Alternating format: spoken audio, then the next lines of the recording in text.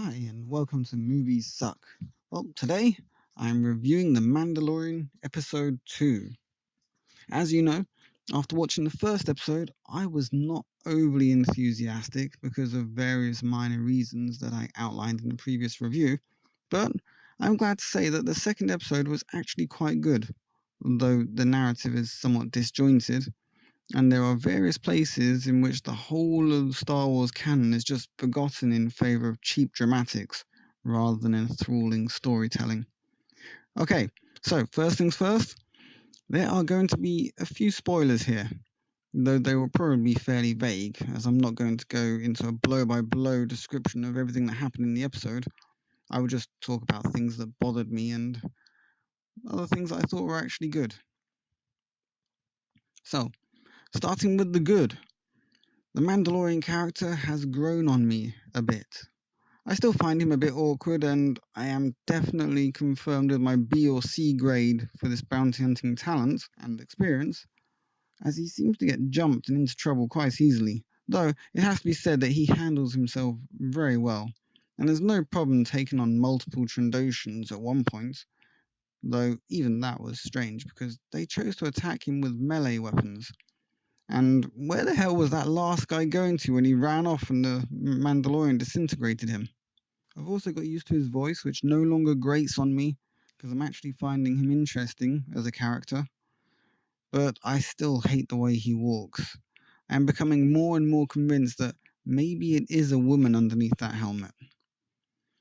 I found this episode fun and interesting. They seem to have upped the humour and created a more dynamic atmosphere, and Nick Nolte as Quill is just brilliant. Okay, now for the bad. While the Mandalorian is certainly a badass, he also seems to be somewhat inexperienced, which makes me think that he only took up bounty hunting fairly recently after a career as a mercenary, which is what the Mandalorians are most well known for. But he still at times finds himself unable to deal with things that should be fairly simple for one of the most feared races in the galaxy. For instance, there's a scene where the Mandalorian returns to his ship with the baby Yoda. Yes, I know everybody hates calling it that, but since no one actually knows what species Yoda was, what else are we going to call it? Okay? Alrighty.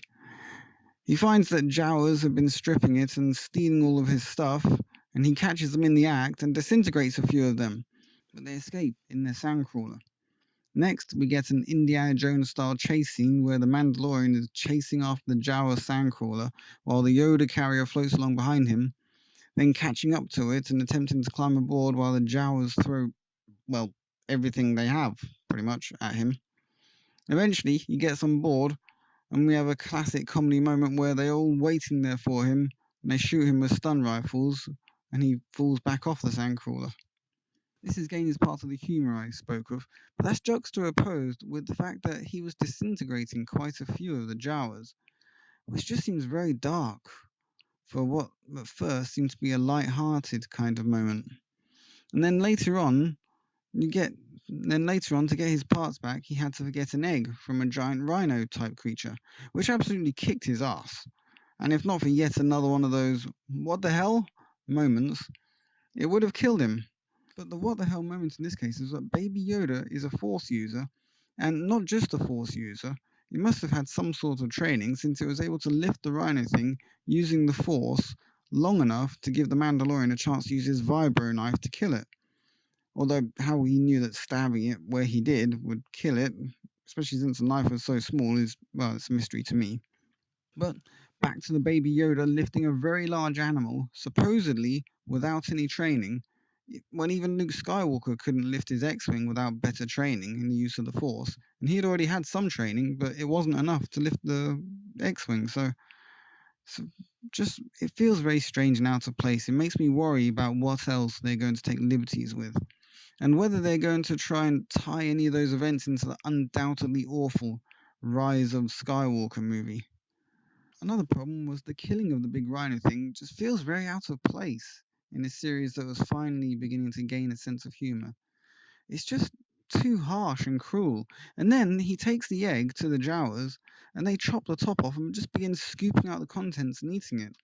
just made me feel sick inside. I mean, that poor creature was killed just so the Jawas could feed off its unborn child, like horrible little vampires. It's just a sickening moment, and really put a downer on the whole episode. In any case, the Jawas give the Mandalorian his parts back and he fixes his ship and goes off to retrieve his reward. I mean, that's basically what happened in the episode. I mean, there's other stuff.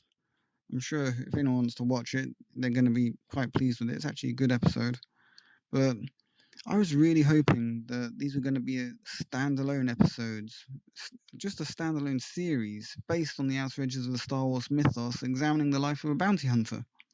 But so far, they seem to be creating a long form story over very short episodes of only like 30 minutes, which means we never really see enough. We just don't get enough story.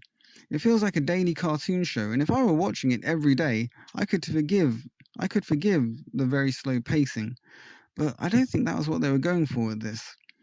What we should have been watching is 45 minutes to an hour long episodes, each one a standalone episode where the Mandalorian has an adventure and claims a bounty. That would have been great, not some sort of tie-in series trying to tie in and link it together with other things, which is what it feels like they're trying to do. Now, I feel like this is going to go the same way that series like Buffy the Vampire Slayer did, after they gave up on the individual adventure stories and started to create that really long form, drawn out ending sort of thing, which kind of ruined the whole series. But I'm still enjoying it, and I'm looking forward to watching the next one. I just really hope that my fears aren't confirmed in the coming episodes. Anyway, this is Movie Sucks signing out. Leave a like, share, and subscribe, and I will catch you on the flip side.